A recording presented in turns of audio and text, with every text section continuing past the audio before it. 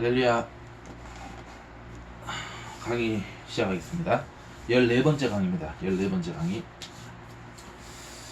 이제 우리가 구약성서 신학 강의를 한 지가 벌써 지금 이제 거의 한 보름이 지났죠. 그래서 이제 뭐 한 주당 이제 한 4-5강의를 연이어서 이렇게 했습니다. 사실은 어떤 의미에서 보면 굉장히 이렇게 타이트하게 이렇게 나갔죠. 그래가지고 참 여러분들 중에는 좀 이렇게 어지러우신 분도 있고 좀 힘든 분도 있고 이렇게 하는데, 그래서 이번 주부터는 조금 이제 14강부터는 조금 여유 있게, 근데 진도는 조금 이제 좀 빨리 나가겠습니다. 근데 조금 이렇게 너무 자세하게 설명을 하는 것보다는 그래도 여러분들이 이렇게 어느 정도 이해할 수 있는 부분은 그냥 이렇게 좀 넘어가고, 지금도 그렇게 하고 있습니다만은, 그래서 조금 이렇게 요약적으로 이렇게 좀 설명을 하고 넘어가야 되지 않을까 이렇게 생각을 합니다. 왜냐하면 진도가 지금 페이지상으로 보면은 페이지는 딱 절반 했어요. 지금 딱 절반 했습니다. 그러니까 지금 우리가 목차를 다시 보면,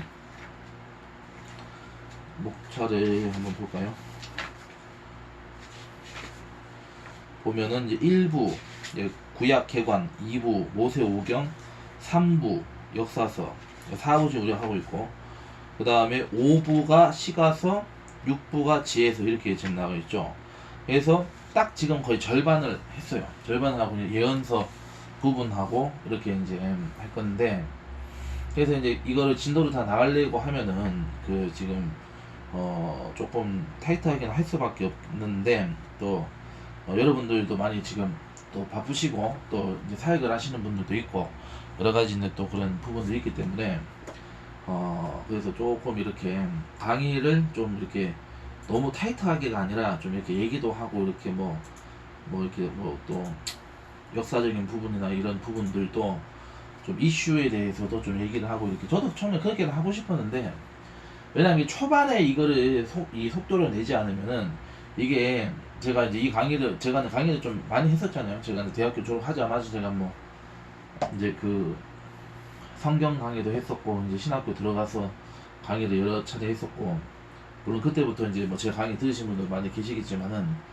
이제 그렇기 때문에 이게 진행을 해보니까 너무 초반에 이렇게 여유있게 갔다가는 진짜 막판에 진짜 번개불에 콩고공 도시 그렇게 갈 수가 있기 때문에, 그럴 바에야 이제 초반에 조금 이게 속력을 내고 오히려 나중에 좀 여유있게 이렇게 우리가 뭐 얘기도 나누면서 이렇게 하는 게 좀 낫지 않을까 이렇게 생각을 해서 지금 이제 하는 거고.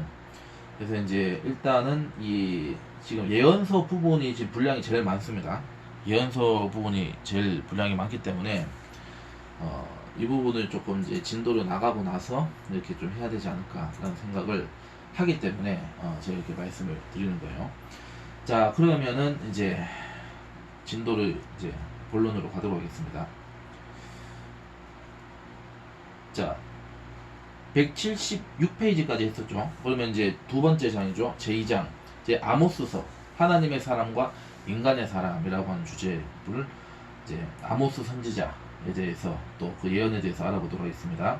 첫 번째, 아모스는 어떤 사람인가 쭉 이제 강독을 하겠습니다. 어떤 성서학자들은 아모스를 소개하는 아모스 1장 1절에서 그의 아버지 이름이 거명되지 않고, 또한 목자라는 신분을 근거로 하여 그를 하층민에 속한 자로 보며 그 자신이 민중으로서 민중을 위해서 투쟁한 자로 이해하고 있다. 그러나 이것은 올바른 판단으로 보이지 않는다. 첫째, 12소 예언자들 가운데 절반에 해당되는 예언자들이 그들의 아버지의 이름이 거명되지 않고 소개되고 있다. 예를 들면 미가, 오바디아, 나움, 하박국, 학계, 말라기가 여기에 속한다. 아버지 이름의 언급 유무를 가지고 예언자의 사회적 신분으로 논하는 것은 문제가 있다. 둘째, 아모스 1장 1절에서 나오는 이 목자에 해당되는 히브리어는 노케드다. 노케드. 이 단어는 구약성서 전체에서 오직 2번만 나오고 있다. 여기에서 한 번 쓰였고, 아모스서에서 한 번 쓰였고, 그 다음에 열왕기하 3장 4절에서 또 한 번 나온다. 이 열왕기하의 본문에 의하면은 모아방 메사는 양을 치는 자, 노케드라고 이렇게 돼 있고, 양을 치는 자라 새끼 양 10만 마리의 털과 수량 10만 마리의 틀을 이스라엘 왕에게 바치더니라고 한다. 즉 노케드는 이 주인의 목축을 돌보는 고용된 목동이 아니고 대규모의 가축 소유자라는 겁니다. 그러니까 목장주 가축을 이제 그 거느리고 이제 많은 이윤을 창출하는 이제 그러한 이제 경영자, 쉽게 얘기해서 지금으로 치면은 그런 이제 거부에 해당되는 그런 그 사람들을 가리켜서 이 노케드라고 하는 말로 표현을 하고 있다. 그렇기 때문에 적어도 노케드라는 말의 맥락하고 연결지어서 봤을 때 이 아모스라는 사람은 이제 우리가 생각했던 것 사람 이제 이상의 굉장한 사회적 신분을 가지고 있는 사람이다. 이렇게 이제 볼 수 있는 거죠. 물론 우리가 이제 뭐 어떤 재물을 많이 가지고 있고 돈을 많이 번다고 해서 사회적 영향력이 있다라고 이렇게 또 우리가 성경적으로 해석하는 것 부분은 조금 우리가 좀 이제 재고해야 될 부분도 없지 않아 있지만은 어쨌든 예나 지금이나 이 경제력이라고 하는 것은 이제 그 사회에 있어서는 그 시대에 있어서는 또한 이제 무시할 수 없는 이제 그런 위치에 있는 사람일 수밖에 없다. 이렇게 이제 우리가 해석을 이제 하게 되는 거죠. 자, 그 다음에 세 번째 문제입니다. 예를 들면 아모스는 이방 민족들에 대한 신탁에서 반복적으로 무언무의 서너 가지 죄로 말미암아 내가 그 벌을 돌이키지 아니하리니라는 표현을 무려 8번이나 반복하여 사용하고 있다. 서너 가지라는 표현꾼은 지혜문학적 용어에 속하는 것이다. 구약 지혜문학에 속해 있는 잠언 이 30장 18절의 말씀대로 내가 심히 기이 여기고도 깨닫지 못하는 서너시나니에서도 같은 표현구가 사용되고 있다. 이러한 서너 가지라고 하는 표현은 숫자 잠언이라고 부른다. 지혜문학이 고대 이스라엘의 학문이었음을 고려한다면 아모스가 그러한 고대 학문의 용어를 구사하는 것으로 보아 그가 상당한 교육 수준에 도달해 있었음을 알 수 있다. 아모스의 출신지인 이 유다, 이 남한부 유다의 드고아 지역인데 드고아가 이 지혜와 깊은 연관이 있는 도시였다는 사실도 이제 이를 뒷받침입니다. 사무엘하 14장 2절에 보면 도고아의 사람 보내 거기서 지혜로운 여인 하나를 데려다. 그러니까 뭔가 지혜적인 어떤 사상, 지혜적인 문화 이런 것이 굉장히 어떤 학문적 성격을 가진 어떤 도시지 않았을까 이렇게도 볼 수 있는 거죠.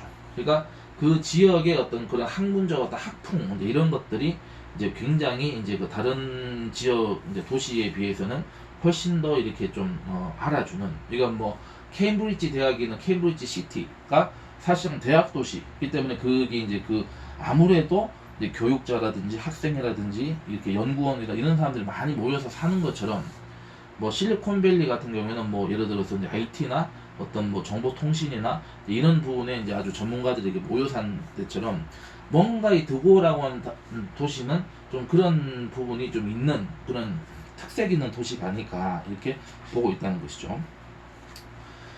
자, 그 다음에 아모스에 대해서 우리가 또 생각해야 될 그 이슈 네 번째는 뭐냐면은 아모스는 스스로를 뽕나무로 배양하는 자 이렇게 소개를 한다는 거죠.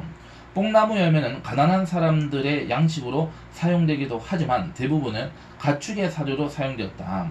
아모스가 뽕나무로 배양하는 자라는 표현은 그가 양식으로 사용한 목적으로 특별한 방법으로 이 뽕나무를 기르는 사람이었다기보다는 사료로서 사용되는 뽕나무 농장의 소유주임을 언급한 것으로도 볼 수 있다. 도고아는 예루살렘에서 남쪽으로 18km 떨어진 곳이며 농경지와 스텝 지역 사이에서 경계에 위치한 약 830m 높이의 지역이다. 뽕나무는 도고아의 고지대가 아니라 해안 평야와 사해 인근에 재배되기 때문에 아모스는 아마도 그러한 곳들에서도 자기 토지를 갖고 있었을 것이다. 이상의 내용으로 봐 아모스는 대규모 가축들과 토지를 소유한 그 지역 유지에 속한 사람으로 교육적 수준도 상당하였던 인물로 보인다. 그러니까 뭔가 이 아모스라는 사람은 그 도고아라는 도시에 있어서는 나름대로 이렇게 좀 영향력이 있는 사람이지 않을까 이렇게 이제 볼 수 있는 거죠. 그런 사람은 어쨌든 이 하나님께서 이제 성별하셔서 이제 이 선지자로 이렇게 이제 활동할 수 있도록 이렇게 이제 세우신 부분도 봐야 되는 거죠.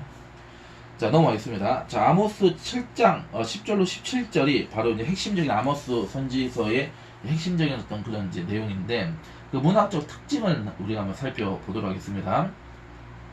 아모스서는 대략 네 부분으로 구분할 수 있다. 즉 아모스서는 첫 번째 부분이죠. 이방 민족들에 대한 신탁, 그래서 1장 3절에서 2장 16절에 해당이 되고, 두 번째 이스라엘에 대한 심판의 말 3장에서 6장, 세 번째 아모스가 본 5가지 환상이 있습니다. 그래서 7장, 8장, 9장이 기록이 되어 있습니다.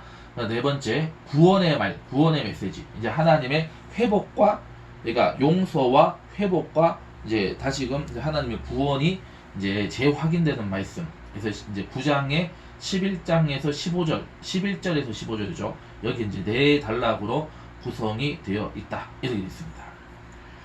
자, 아모스는 환상 체험을 통해서 예언자로 소명을 받았다. 이방 민족들은 신탁을 선포함으로써 예언 활동을 시작을 한다. 그 이후에 선포된 그의 예언 선포들이 아모스 3장, 6장에 수립이 되었고, 아모스는 7장 10절로 17절의 사건으로 예언 활동의 마지막을 장식한 것으로 보인다. 아모스는 베델의 이 제사장 아마시아의 명령에 의하여 베델에서 추방된 것으로 보이며, 이것으로 그의 예언 활동은 끝난 것으로 보인다. 오늘의 본문 아모스 7장 10절로 17절은 아모스서 전체에서 3인칭으로 기록된 유일한 산문체 보고이다. 이 본문은 베델의 제사장 아마시아와 예언자 아모스의 만남을 기록해주고 있다. 이 본문은 대부분의 학자들이 주장하는 것 같이 아모스의 행적에 대하여 정확한 정보를 갖고 있었을 아모스의 친구 혹은 제자들에 의하여 기록되고 보존된 것으로 보인다, 이렇게 되어 있습니다. 자, 그래서 이 부분에서 이제 아모스서의 아모스라는 사람의 어떤 그 행적이나 사역의 성격을 이제 보여주고 있다, 이렇게 이제 정리할 수가 있겠습니다. 자, 넘어가겠습니다. 자, 그러면 이제 이 아모스 7장 10절로 17절의 구조를 한번 보도록 하겠습니다. 자, 여기 보면은 이제 아마시아하고 이제 이 아모스의 이제 부분, 대화가 나누고 있는데, 7장에 보시면은 10절로 13절은 아마시아의 말이 기록이 되어 있고, 10절, 11절은 그 중에서 이제 사마리아는 왕 여로보암 2세에게 보고하는 내용이 있다고 되어 있고, 그 다음에 12절, 13절은 아모스에게 예언을 하지 마라, 예언 근저와 추방을 명령이 있다. 그 다음에 이제 14절로 17절에는 아모스의 이제 답변, 대답이 기록이 되어 있다. 그 다음에 14절, 15절 쪽에서 보면은 14, 15절은 아마시아 예언 금지와 추방 명령에 대한 아모스의 반박. 그 다음에 16절, 17절에는 아마시아의 가족을 예로 들어 이스라엘의 심판을 예고하고 있다, 이렇게 되어 있습니다. 자, 그러면 아마시아의 말을 먼저 보도록 하겠습니다. 자, 10절로 13절의 부분이죠. 여기서는 첫 번째로 이제 사마리아에 있는 왕 여로보암 2세에게 보고를 올린다, 이렇게 되어 있고, 그 다음 두 번째 아모스에게 예언하지 마라, 금지하고 추방을 명령하는 내용, 이렇게 이제 정리가 될 것 같아요. 그 다음에 이제 넘어가서 이제 아모스의 대답. 첫 번째 아모스의 예언 금지와 추방 명령에 대한 아모스의 반박이 기록이 되어 있고, 두 번째 아마시아의 가족을 예로 들어 이스라엘의 심판을 예고했다, 이렇게 되어 있습니다. 한번 보죠. 자, 첫 번째 아마시아의 말 첫 번째 부분입니다. 자, 아마시아는 이 아모스의 설교를 정치적 선동으로 간주하고 규탄한다. 여기서 지목된 아모스의 제목은 북이스라엘 왕 여로보암 2세를 모반했다는 것이다. 이 모반하다라고 하는 말은 이 히브리어로 카시아르라고 하는 말인데, 이 카시아르의 동사형 표현입니다. 하다라고 되어 있으니까 현재적 동사죠. 그래서 열왕기에서 유혈 쿠데타를 지려갈 때 쓰이던 용어와 같은 말이라고 되어 있습니다. 그래서 이 용어는 어떤 통치자의 세력을 무력으로 제압하려는 목적을 가진 무리들이 반란을 일으키도록 선동하는 음모를 이제 가리켜서 우리가 이 카시아드라고 합니다. 그러니까 쉽게 얘기해서 이 사람은 지금 이 아마시아는 지금 아모스를 정치 사상범으로 지금 쉽게 얘기해서 지금 이 고발하고 있다, 이렇게 볼 수 있는 거죠. 자, 그래서 이 사마리아라고 하면은 어느 나라 수도? 북왕국 이스라엘의 수도죠. 그러니까 여기가 지금 어디 소속되는 사람이다? 지금 이스라엘 왕국에 속해 있는 사람, 이렇게 볼 수가 있습니다. 자, 그래서 이 남유다 왕국이 다윗 왕조라는 단일 왕조를 유지한 반면에 북왕국 이스라엘은 이러한 종류의 반란으로 정치적 불안이 여러 번 있었다, 여러 번 겪었다. 이러한 예로 아이야의 아들 바하시아의 모반이라든지 장관 시무리의 모반이라든지 예후의 반란 등을 들 수 있다.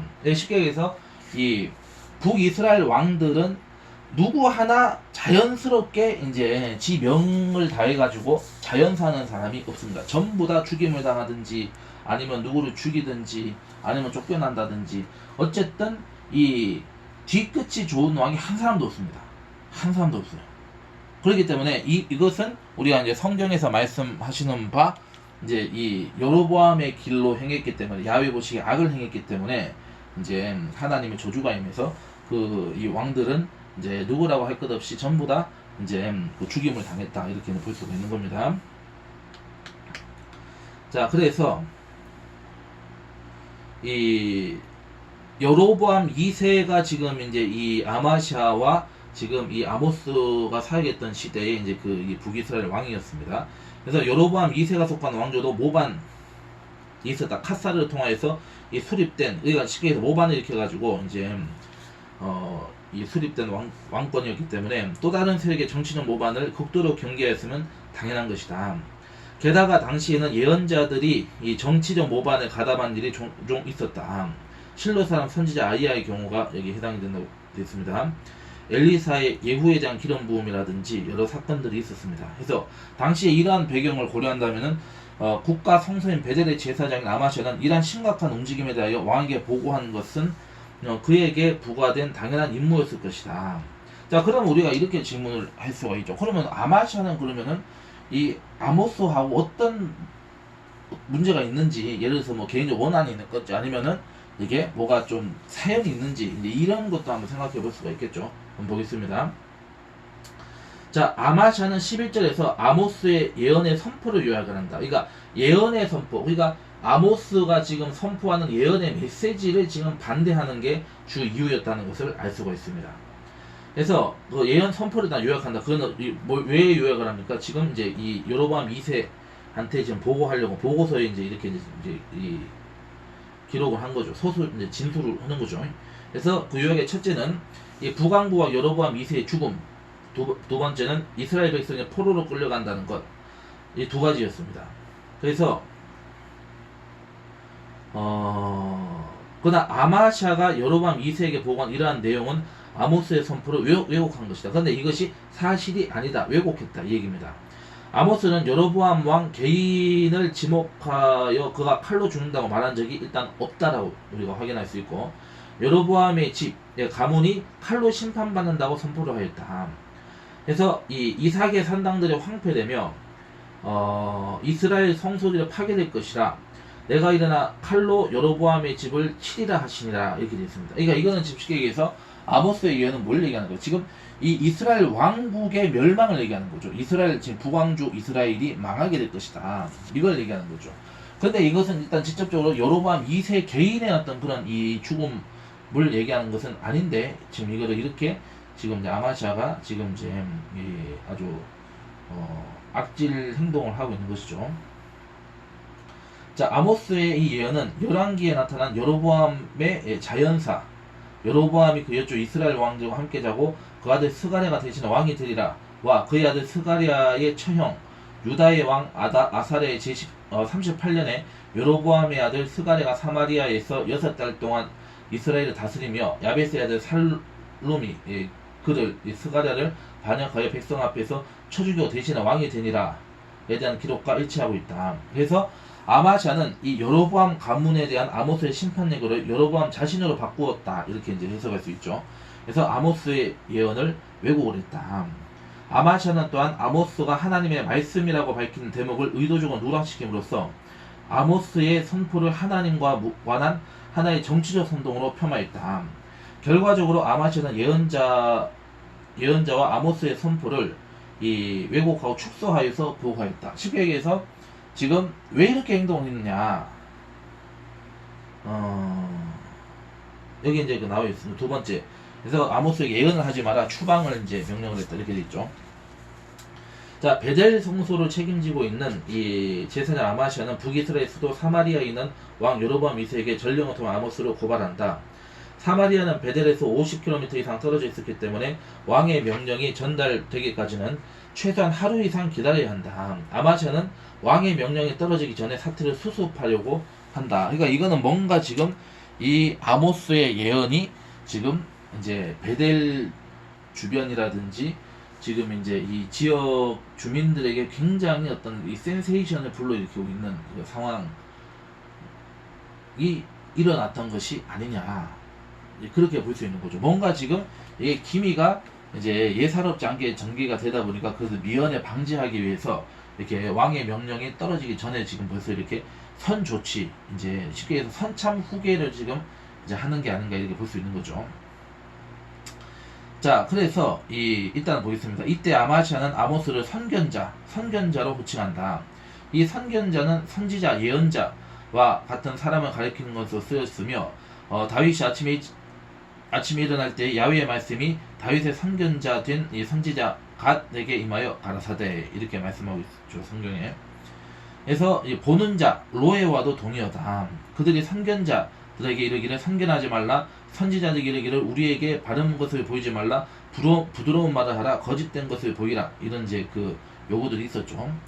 자, 선견자는 하나님의 계시를 받은 사람에게 주어지는 존칭이다. 이로보아 아마샤는 아모스의 예언자직을 인정한 것으로 보인다. 아마샤는 아모스가 야훼에 의해서 세워진 야훼의 예언자임을 알았다.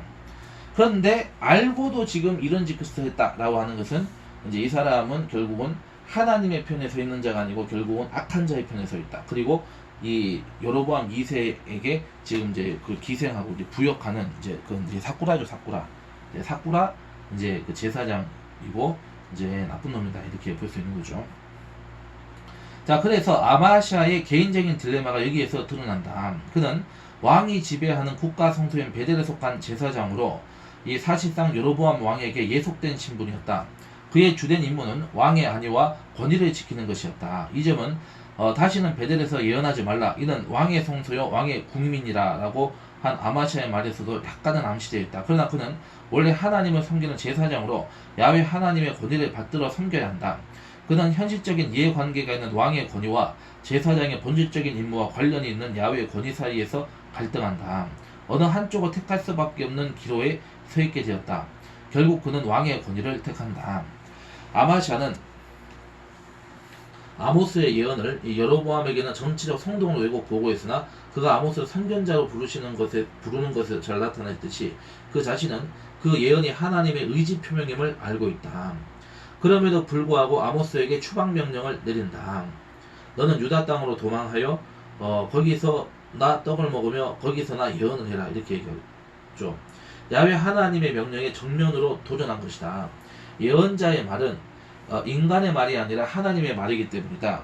야훼의 권위를 등지고 왕의 권위를 따르는 순간이다. 그는 눈에 보이지 않는 본래 주인인 하나님보다는 눈에 보이는 현실적 주인인 왕을 더 두려워한 것이다. 그는 원래 하나님의 뜻에 의해서 세워진 하나님의 제사장이었으나 현재는 하나님의 뜻에 반하는 왕의 권위를 따름으로 한 조직의 일원으로 전락하고 만다. 그는 더 이상 진정한 왕이신 하나님의 제사장이 아니라 인간인 왕의 제사장이 되어버린 것이다. 아마샤가 여로보암의 최종 명령을 기다리지 않고 아모스에게 추방 명령을 내린 이유는 무엇인가? 여로보암의 명령은 당연히 아모스에 처형했을 것이라는 사실은 누구나 짐작할 만하다.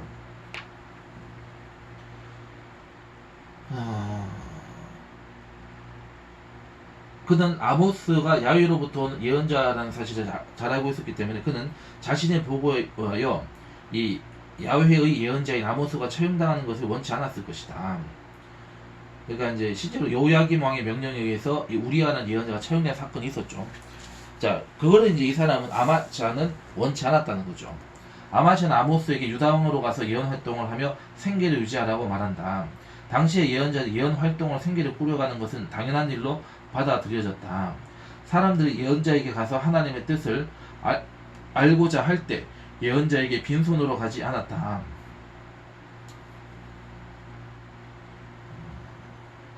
아마샤는 아모스를 이러한 직업적 예언자로 이해를 한 것이다. 자, 이제 그러면은 이제 이러한 이제 아마샤의 반응에 대한 이제 아모스의 대답을 보도록 하겠습니다. 첫 번째, 아마샤 예언금지 추방 명령에 대한 반박을 하게 됐죠. 자, 아마샤의 명령에 대하여 먼저 아모스는 나는 선지자가 아니며 선지자의 아들도 아니요 나는 목자여 뽕나무를 배양하는 자이다 라고 대답한다. 이 문장은 동사가 없는 명사로만 이루어진 명사 문장이다. 현 본문의 문장 형태로 보면은 나는 현재 선지자가 아니다 라는 현재형으로 볼 수도 있고, 나는 선지자가 아니었다 그러나 지금은 예언자이자라는 의미인 과거형으로 볼 수도 있다. 과거는 예언자가 아니었지만 현재는 예언자라고 하는 것이다. 이 문제는 학자들 간에 활발하게 논의되는 논쟁점이기도 하다. 여기에서는 이러한 논쟁을 생략하기로 하고 전후 문맥으로 보아 현재형으로 취하기로 한다. 그러니까 내가 지금은 이제 선지자다. 지금은 선지자다. 이렇게 얘기하는 거죠. 자, 아모스는 아마샤가 보는 것 같은 직업적 예언자가 아니라고 말한다. 이것은 유다 땅에 가서 떡을 먹으라는 아마샤의 명령에 대답한 것이다. 아모스는 떡을 먹기 위해, 즉 생계를 유지하기 위해서 예언 활동을 하는 것이 아니다. 아모스는 자신의 직업을 언급함으로써 경제적으로 부유한 자임을 밝힌다. 생계 유지를 위해서 예언 활동을 한 자는 아니라는 것이다. 앞에서도 밝혔듯이 그는 대규모의 가축대를 거느리고 있는 목자요, 많은 토지를 소유한 부유한 자였다. 사실 경제적으로 예속되어 있는 사람은 바로 아마샤 자신이었다. 물질을 위해 하나님의 일을 하는 사람은 아모스가 아니라 바로 아마샤였다. 하나님의 일을 맡은 사람이 물질의 예속이 되면은 결국 하나님을 떠나고 물질의 노예가 된다. 선지자 아들이라는 말은 예언자가 되기 위해서 훈련받은 사람들을 말한다. 아모스는 선생 예언자에 의한 인위적인 훈련이나 교육을 통해서 예언자가 된 것은 아니라고 주장을 한다. 아모스가 예언 활동을 하게 된 것은 경제적인 문제를 위해서도 아니었고 인간적인 노력이나 의도에서 시작된 것도 아니었다. 그것은 전혀 예기치 못했던 하나님의 음습으로 유발된 것이다. 그래서 그 아모스가 이렇게 밝히고 있죠. 양떼를 따를 때에 야훼께서 나를 데려다가 나아가 이르시기를 가서 내 백성 이스라엘에게 예언하라 하였나니, 이렇게 얘기하고 있죠. 그래서 아모스에 대한 야훼의 부르심이 거역할 수 없는 강권적인 사건이었음이 또 다른 본문에서 잘 드러나고 있다. 자, 3장 8절에 보면은 사자가 으드렁거리는데 누가 겁내지 않겠느냐, 주 하나님의 말씀하시는데 누가 예언하지 않을 수 있겠느냐. 그러니까 지금 어떤 의미에서 지금 아마샤는 이 예언자에 대한 그 이해가 굉장히 편협한 그런 그 맥락이 담겨 있다는 것을 우리가 지적할 수 있습니다. 무슨 얘기예요? 쉽게 얘기해서, 아유 너는 그 예언이나 하고 뭐 바빠놓고 사는 놈 같은데, 야 그 자꾸 재선운전하지 말고 저기 유다로 저 가가지고 저기 저쪽으로 넘어가서 거기서 그냥 바빠놓고 살아. 뭘 여기 와서 그렇게 다 그냥 그 내 밥그릇 그냥 골치 아프게 만들고, 너 잘못하면 죽어 임마. 너 죽어. 그러니까 빨리 가.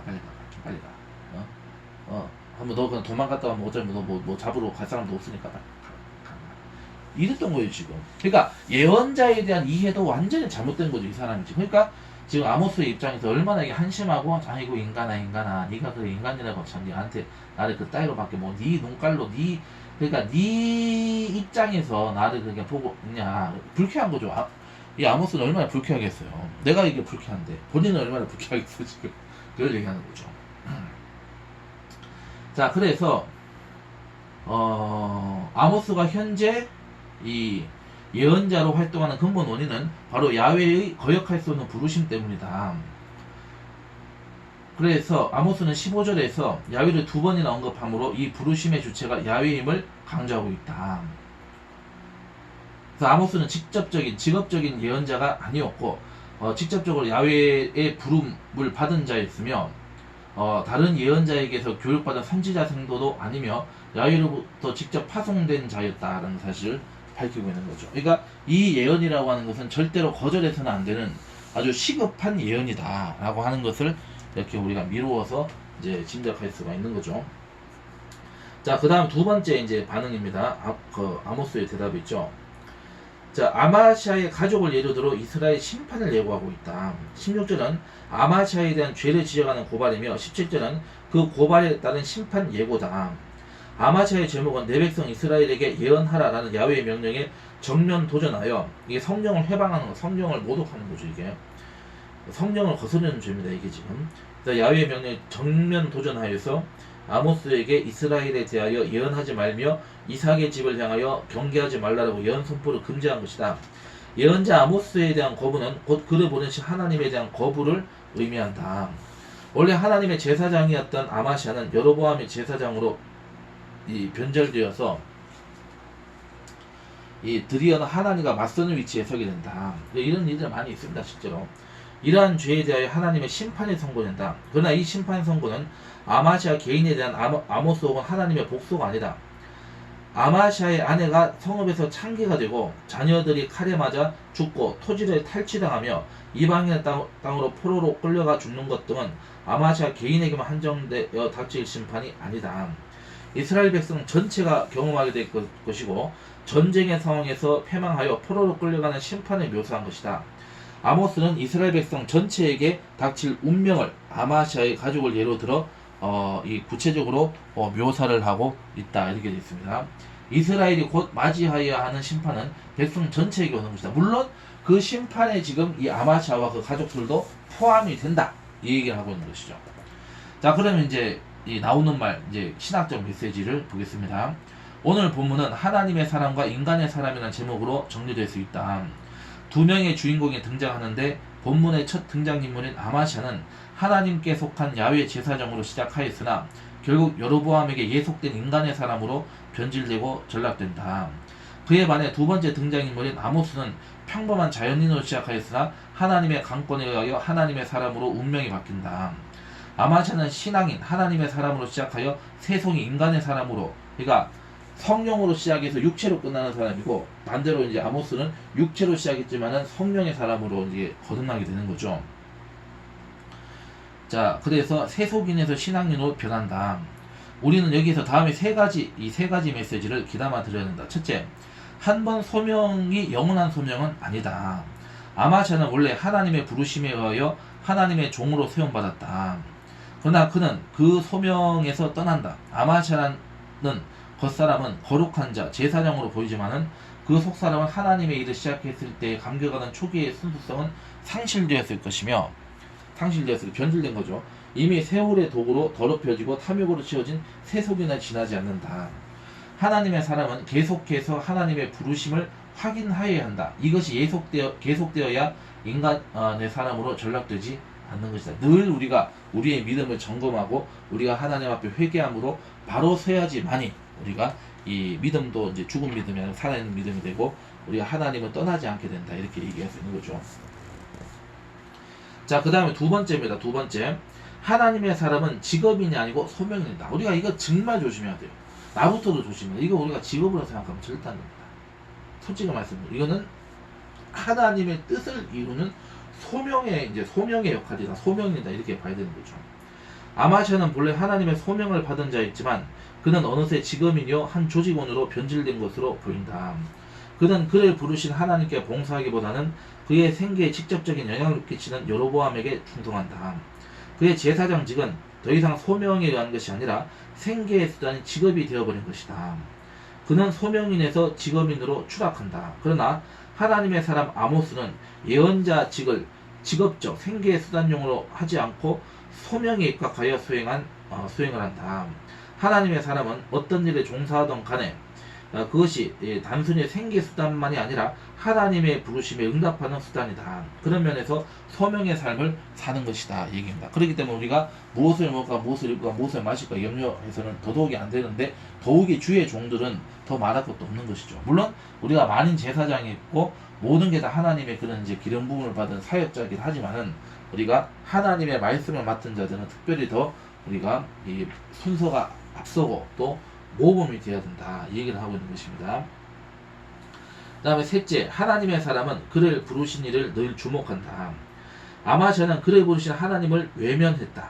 그리고 여로보암의 눈치를 더 살피는 자가 됐습니다만 그는 더 이상 하나님의 사람이 아니다. 인간의 사람이 되었다 이 얘기고, 그런데 아모스는 아마샤가 외면한 하나님께 주목한다. 아모스는 인간의 힘으로는 거역할 수 없는 강력한 힘으로 그를 붙잡으시고 그의 운명을 뒤바꾸어 놓으신 하나님을 바라본다. 하나님의 사람은 그 부르심에 합당한 자로 바로 서기 위해서 그를 부르신 하나님께 시선을 고정시킨다. 하나님의 사람은 하나님에게만 속해 있기 때문에 청중들에게 자유로우며 청중이 원하는 인간의 말을 전하지 않고 그들이 들어야 할 하나님의 말을 담대하게 전하게 된다 이 얘기입니다. 자, 그렇기 때문에 우리가 이런 생각할 수 있죠. 그러니까 솔직히 말해서 아모스라고 하는 사람은 원래 하나님이 선지자로 이게 불러서 어떤 훈련받는 사람이 아닙니다.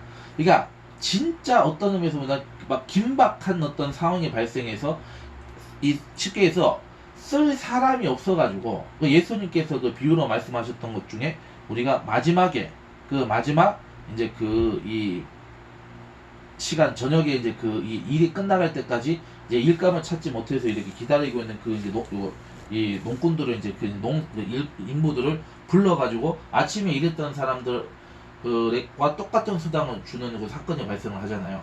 그러니까 그게 쉽게 얘기해서 하나님의 절박함, 하나님의 어떤 그런 이 딜레마가 여기 있는 거죠. 그러니까 지금 아마샤라고 하는 사람은 오래전부터 신학 교육을 받은 사람이고 훈련을 받고 검증된 사람입니다. 물론 이 사람이 하나님의 편에 서 있냐, 이제 서 있지 않느냐라고 하는 부분에서 결국 이제 중요한 문제이긴 하지만은 어쨌든 이 사람은 이제 어떤 의미에서 본다면 하나님의 종으로 성별되었다고도 해석할 수 있는 거죠. 그러니까 성별되지 않은 자라는 언급은 사실 없잖아요, 여기서.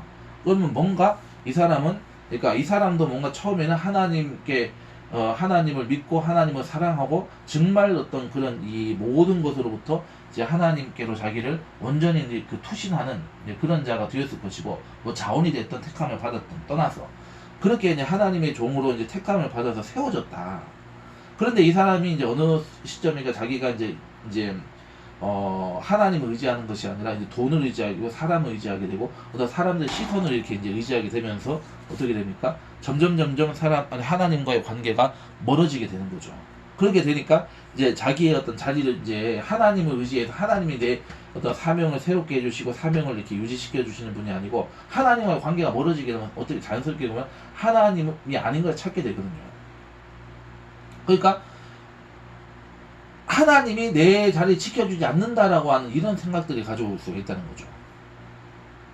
그래서 그게 어떤 권력자라든지 어떤 많은 이 사람들이라든지 이제 이런데 이제 쉽게 해서 돈 나오는 쪽으로 이렇게 그래서 자기의 기득권을 챙겨줄 수 있는 사람들로 이렇게 붙게 된다. 이것을 우리가 알 수가 있는 거죠. 그렇기 때문에 그렇게 되면 어떻게 돼요? 하나님을 눈치 보는 게 아니라 사람을 눈치 보고 하나님 두려워하는 것이 아니라 사람을 이제 두려워하게 되고 이렇게 되면서 결국은 이제 자기 배만 이렇게 이제 그 생각하는 그러한 이제 직업인으로 그 직업이나 그 직업에서 벗어나지 않는 그런 이제 자로 전락해버리고 말게 되는 것이다. 그러니까 쉽게 얘기해서 아모스를 하나님께서 택해서 세웠다라는 것은 그만큼 그 당시의 종들이 이 북이스라엘의 종이라고 하는 것들이 얼마나 가짜들이고 얼마나 이게 지금 변질이 되고 심각하게 이게 탈선을 했는지를 우리가 알 수가 있는 거죠. 그래서 아마시아라는 사람은 그 사실을 분명히 얘기하는 거예요. 나는 직업적으로 나는 지금 이거 하는 거 아니다. 나는 솔직히 하나님 나를 부르시고 나에게 하나님의 메시지를 선포하라고 나를 세웠기 때문에 내가 이 일을 하는 것일 뿐이다. 이걸 분명히 얘기하는 거죠. 그러니까 이 아모스를 들어서 사용하신 그 하나님의 그런 이 고통, 그 고난을 우리가 이제 생각을 해야 된다 이 얘기죠. 그래서 하나님은 이 상한 심령을 이제 이 꺼져가는 등불, 이 상한 갈대를 꺾지 않으시고 예배자를 찾으시고 하나님을 섬길 자를 찾는다는 것을 우리가 이 아모스의 생애를 통해서 우리는 알 수가 있어야 된다. 그 얘기입니다. 자, 그 다음에 넘어가겠습니다. 이제 호세아로 넘어갑니다. 제3장 호세아의 삶으로 구현된 메시지, 하나님 메시지가 되겠죠. 자, 그러면 이제 먼저 이제 들어가는 말로서 이 호세아서 1장과 3장의 구조를 좀 먼저 보겠습니다. 그 내용을 한번 쭉 이제 정리를 해보는 거죠. 호세아 1장 1절, 호세아서의 표제, 제목이 기록이 되어 있죠. 그 다음에 2장 9절, 1장이죠. 호세아 1장 2절로 9절은 음란한 여인과의 결혼과 세 자녀에 대해서 3인칭으로 기록, 하나님의 관점에서 기록한 것 같습니다. 그래서 이거를 쪼개보면은 이제 2절은 음란한 여인인 아내, 고멜을 얘기하죠. 그 다음에 3절로 5절 이스라엘, 그 다음에 6절로 7 로루하마, 8절로 로암미 이렇게 되어 있습니다. 자, 그 다음에 호세아 1장 10절에서 2장 1절까지는 심판의 이름에서 구원의 이름으로 이제 전환되는 것을 보여주고 있고, 그 다음에 호세아 2장은 이제 2절로 13절 부분은 심판에 대해서, 2절로 5절은 부정한 아내에 대한 고발, 6절 7절은 징계를 통한 교육, 그 다음에 8절에서 13절은 박탈하는 요법, 박탈을 통해서 하나님의 경고가 이제 임하게 되는 거죠. 그 다음에 호세아 2장 14절 23절 구원의 약속이 기록이 되어 있습니다. 구원의 약속. 그래서 12절 15절은 제2의 출애굽, 이제 그 예루살렘 돌아가는 얘기할 것이고, 16, 17절은 우상들을 제거하라는 말씀, 제거하게 될 것이다. 그 부분도 있습니다, 사실은. 그 다음에 18절에서 20절은 새로운 계약과 결혼에 대해서 이제 하나님과 이제 이스라엘 백성들은 이제 신부, 이제 신랑과 신부의 관계죠. 다시 이제 이제 결혼이 회복이 된다 얘기입니다. 그 다음에 21절에서 23절은 이제 새로운 자연 질서와 구원으로의 전환을 약속하신다 얘기입니다. 이게 메시아에 대한 언급으로 가는 거죠. 호세아 3장은 이제 1절로 4절은 가늠한 여인과의 사랑. 이거는 1인칭으로 교환. 이거는 이제 이제 누굽니까? 이 호세아의 관점이 되는 거죠. 두 번째 5절은 회심에 대해서 이렇게 이제 정리가 되고 있습니다. 자, 그러면 첫 번째 이 1장 1절에서 이제 표제 부분부터 우리가 보도록 하겠습니다. 자, 호세아 1장 1절은 호세아서 1장 1절은 다른 예언서들에게서 흔히 나타나는 것과 같이 호세아서 전체의 표제에 해당된다. 이 표제는 두 가지 요소로 구성되어 있다. 첫째는 이 누구에게만 이 야훼의 말씀이라는 말씀 사건의 양식이라는 것이다. 이 양식은 예언자가 선포하는 말씀이 자신의 말이 아니고 하나님의 말씀이라는 사실과 동시에 예언자의 전권을 강조하는 특징을 갖는다. 두 번째는 이 당시의 통치자였던 남유다와 북이스라엘의 왕들의 이름을 나열하는 것이다. 이는 예언이 역사와 밀접한 관련을 맺고 있다는 것을 말하는 것이다. 이 표제는 하나님의 말씀이 특정한 시기에 특정한 인물에게 임하였음을 보여준다. 하나님의 말씀은 역사적인 말씀이다. 그러니까 하나님의 이 말씀의 계시와 이 우주와 인류의 역사라고 하는 것은 절대로 이렇게 구분되어질 수 있는 게 아니다. 같이 가야 된다 이 얘기죠. 자, 그 다음에 이제 넘어가겠습니다. 이제 다음 내용은 이 음란한 여인 고멜과의 결혼, 세 자녀. 이제 이 이스라엘 백성들을 향한 그런 하나님의 메시지가 이 호세아의 삶을 통해서 지금 하나님의 메시지와 하나님의 지금 마음이 부어지는 것을 알 수가 있습니다. 자, 음란한 여인인 아내가 이제 언급이 되는데 사실상 이 내용이 호세아서 1장과 3장 전체 이 서론과도 같은 역할. 그러니까 이 고멜이라고 하는 여인이 바로 이스라엘 백성을 얘기하고 있는 것이다. 이렇게 우리가 보시면 되겠죠. 자, 2절은 또 하나의 표제에 해당이 되고 2절은 현재 본문에서 호세아 1장의 서론뿐만 아니고 1장, 3장 전체의 서론 역할도 한다. 2절은 호세아서 1장, 3장 전체에 해당되는 모토라고 할 수 있다.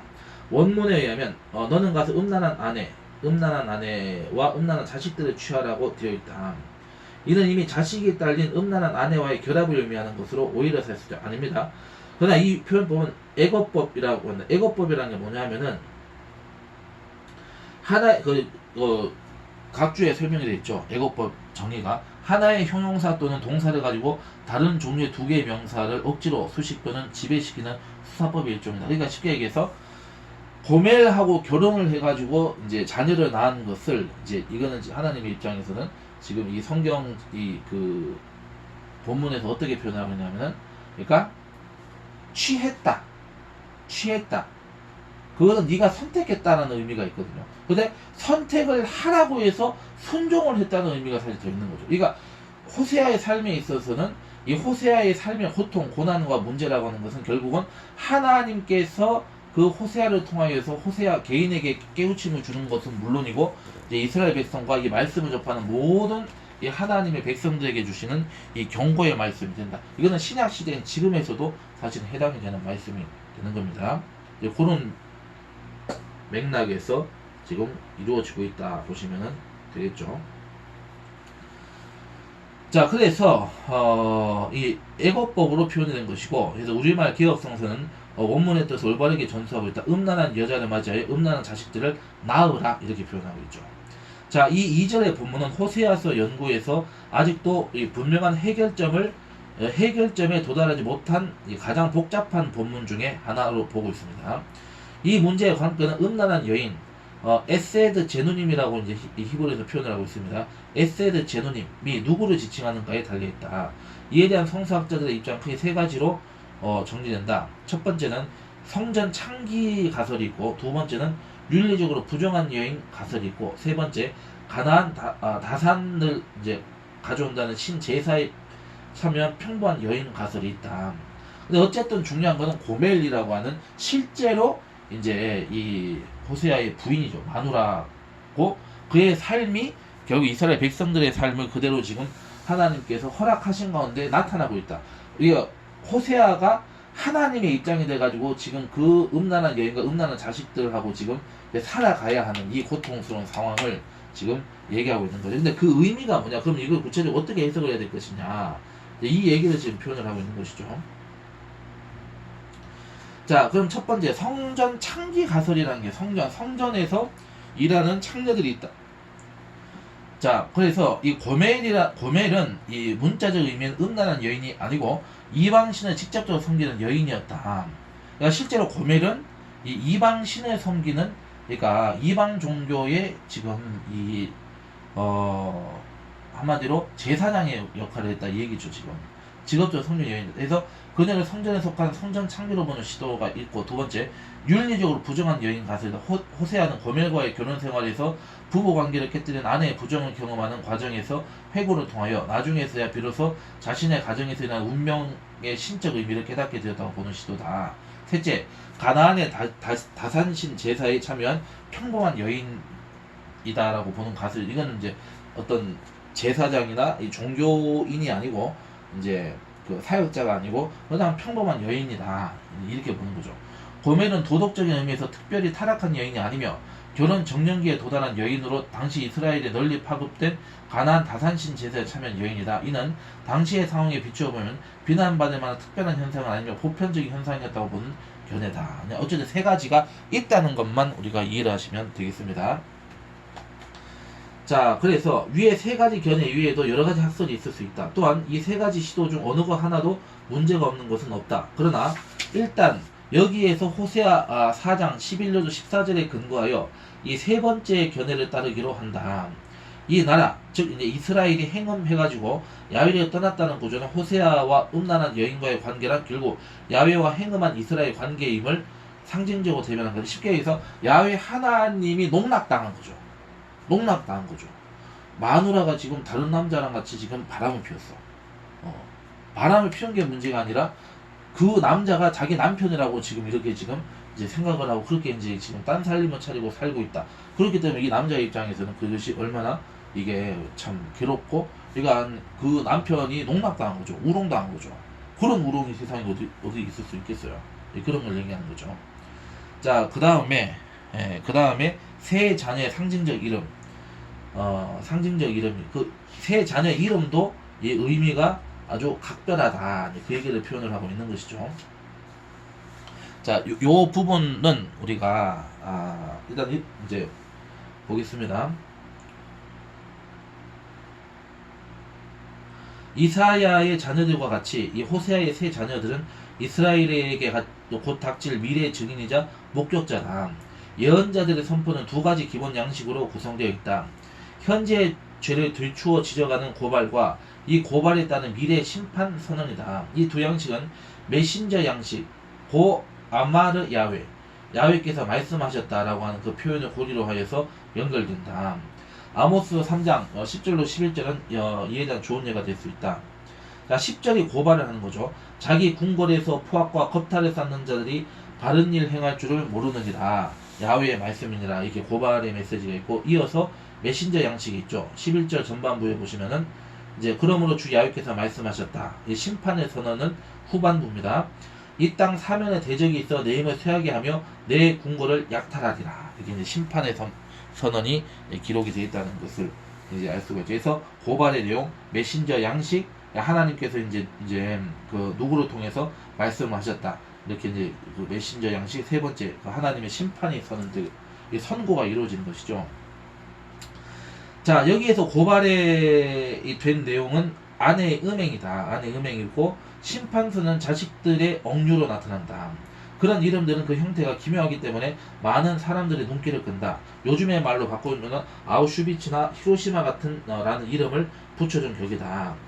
이스라엘이라고 하는 곳은 예후의 반역에 의해서 이세벨과 더불어 아합 왕족들, 요람왕 포함해서 아람 왕족들이 갑자기 멸절당한 왕과 왕족들의 피로 물든 장소다.